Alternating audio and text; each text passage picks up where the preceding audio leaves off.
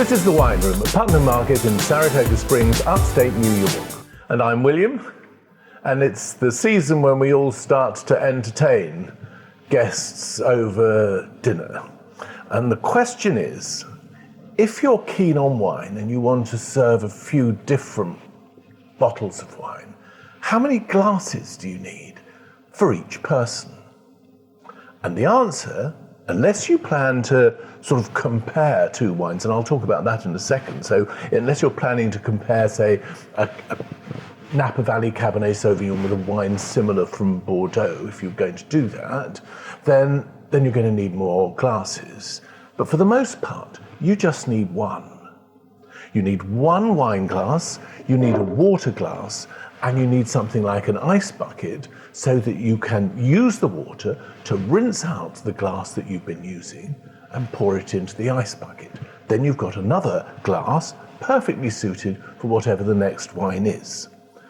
The other problem that you have is that if you're only going to use one glass, what do you do about all of those guests who simply drink the glass of wine that you gave them when you arrived and then just put it down somewhere? How do they know which is which? Well, that's where this comes in. This is a common or garden Sharpie.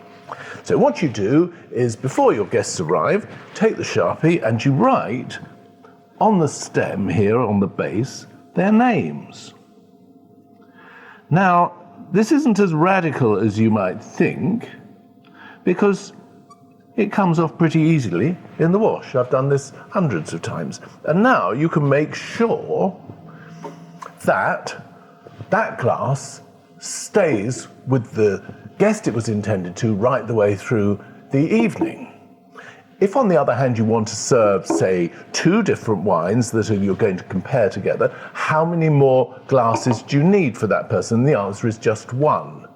The problem with having comparisons is that you can't remember which is which.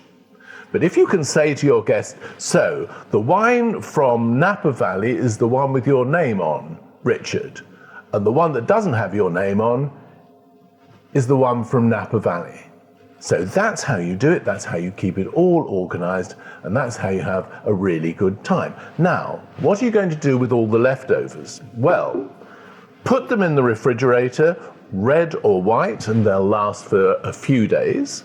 Alternatively, if you've got as much left as this, half a bottle say, take one of these little water bottles. This is like 350 milliliters. Fill it right up to the top, screw the top back on, and that wine will keep much, much longer because there's no air between the top of the bottle and the wine.